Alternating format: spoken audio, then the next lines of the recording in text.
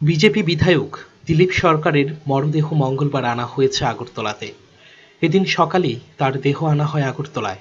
বিমানবন্দর থেকে দেহ নিয়ে যাওয়া হয় বিধানসভায় মহাকরণে কৃষ্ণনগর বিজেপি দলীয় অফিসে এবং সবশেষে নিয়ে যাওয়া হয় বাধারঘাটে তার বাড়িতে।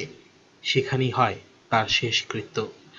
এদিন প্রয়াত বিধায়ককে শেষ শ্রদ্ধা জানাতে হাজির হয়েছিলেন তার সমর্থক এবং গুণমুগ্ধরা।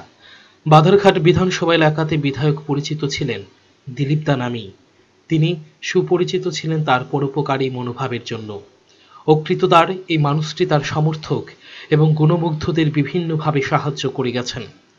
তার মৃত্যুতে মুখ্যমন্ত্রী বিপ্লব দেব, প্রাক্তন মুখ্যমন্ত্রী মানিক সরকার এবং কংগ্রেস সভাপতি প্রদ্যোৎ কিশোর শোক জানিয়েছেন।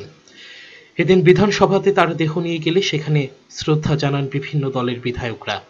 পরে নিয়ে যাওয়া হয় মহাকরণে, সেখানে শেষ শ্রদ্ধা জানান মন্ত্রীরা এবং মহাকরণের কর্মীরা।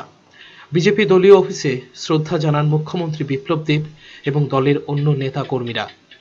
সবশেষে নিয়ে যাওয়া হয় বাধারঘাটে, সেখানে শ্রদ্ধা জানান এলাকার মানুষ। 1988 সালে প্রথমবার কংগ্রেসের টিকিটে বিধানসভাতে যান দিলীপ সরকার। সেবার হারিয়ে দেন তিনি সিপিএমের যাদব মজুমদারকে। হয়েছিলেন জোট সরকারের মন্ত্রীও।